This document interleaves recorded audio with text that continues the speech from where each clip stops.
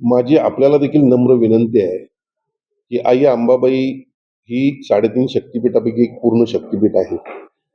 आणि ठीक आहे, त्याचं काम योग्य झालंच पाहिजे. पण छोट्या-छोट्या गोष्टी मी आता कुणावर असं डायरेक्ट कुणाला बोलणार नाही. वारंवार त्या ठिकाणी कुणीतरी आंदोलनं करतं, जनतेपुढे येतात. त्यामुळं आपल्या आई अंबाबाईचं महत्त्व कमी व्हायला नाही पाहिजे. खरं म्हणजे काल जी त्या ठिकाणी जी मीटिंग झाली ती योग्यच होती. नाही त्याच्यात चूक आहे असं मी म्हणत नाही. पण मी त्या मीटिंगमध्ये देखील म्हणणं मांडलं, की याला कन्सल्टंट करतायत काय? तर अशा पद्धतीने चुकीचं काम होत असेल, तर ते कुठेतरी थांबलं पाहिजे. कारण याला मोठ्या प्रमाणात निधी आपण देतोय. आणि ह्या पुरातत्व खात्याकडं जी कामं असतात, त्याला इतर कामाला जर ₹100 आपण शासन देत असू, तर याला ₹500 ते ₹700 देत असू. म्हणजे 5 पट 7 पट पैसे आम्ही यांना देत असतो. या कामाच्या दराला चॅलेंजच नाही. ते म्हणतील तसा दर घेत असतात.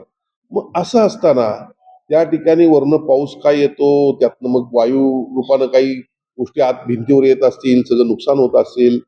काल प्लॅटिनाचा पण विषय त्या ठिकाणी झाला. या सगळ्या गोष्टी होत असताना जिल्हाधिकारी म्हणून आता त्याचे अध्यक्ष आहेत ते नव्यानं आलेले आहेत. पूर्वीच्या सचिवांच्या बाबतीत देखील तक्रारी होत्या. जे झालंय ते झालंय.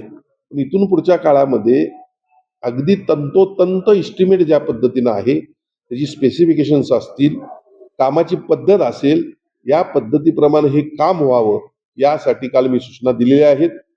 पण माझं सर्वच करवीरवासियांना देखील नम्र विनंती आहे, की आपण काम करून घेऊ. पण वारंवार त्याविषयी आवाज उठवण्यापेक्षा स्वतः तिथं जाऊन काय काम करून घ्यायचं ते करून घेऊ. बदनामी ही फार वाईट असते. संपूर्ण देशभरातून, जगभरातून आई अंबाबाईला भाविक येतोय आणि मग त्याचं महत्त्व आपणच कमी करायचं काय? हा देखील एक प्रश्न आपण सर्वांनी आपल्याला विचारला पाहिजे. आणि त्यामुळं या तीर्थक्षेत्राचं जे काही कॉरिडॉर होतंय आता, हे खरं म्हणजे आपलं भाग्य आपण समजलं पाहिजे. 1445 कोटी रुपये जोक नाही आहे. 1445 कोटी रुपये शासनाने त्याला मंजूर केलेले आहेत. आता त्यामध्ये देखील तिथल्या लोकांच्या पण काही तक्रारी आहेत. 30 मीटरच्या ऐवजी 10 मीटरवर ते आणावं. ते देखील त्यांचं म्हणणं रास्त आहे. कारण ही जुनी मंडळी आहेत. ही कोल्हापूर वसलं, आई अंबाबाईचं मंदिर वसलं त्यावेळेपासून असणारी मंडळी आहेत. माझं घर जातंय, माझं दुकान जातंय म्हटल्यावर ते आता हतबल झालेले आहेत. त्यासाठी देखील मी बैठका घेतलेल्या आहेत. आणि अंबाबाई मंदिरातून अंडरग्राउंड रस्ता शिवाजी स्टेडियमपर्यंत काढून जर इतर भाग कमी करून घेऊन सगळ्या बाकी सोयी-सुविधा तिथं असेल, कपिल तीर्थ मार्केट असेल, बिंदू चौकातलं आपलं एक पार्किंग आहे, ते देखील कनेक्ट त्याला आपण करू शकतो.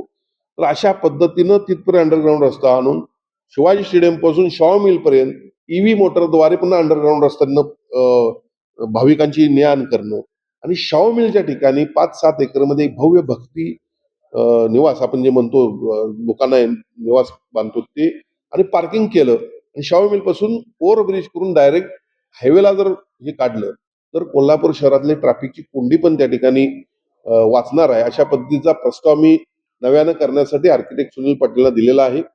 लवकरच याविषयी यापूर्वी देखील मी सीएम साहेबांशी भेटलेलो आहे. लवकरच याविषयी अंतिम चर्चा सीएम साहेबांशी होईल. थोडंफार बजेट जरी वाढलं, तर कायमची वाहतुकीची कोंडी संपेल आणि अंबाबाई तीर्थक्षेत्राचा चांगला विकास होईल, असं मला या ठिकाणी वाटतं.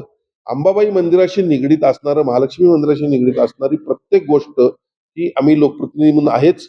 पण करवीरवासियांसाठी अत्यंत महत्त्वाच्या गोष्टी आहेत त्या. त्यामुळे भावना देखील काही तीव्र होत्या.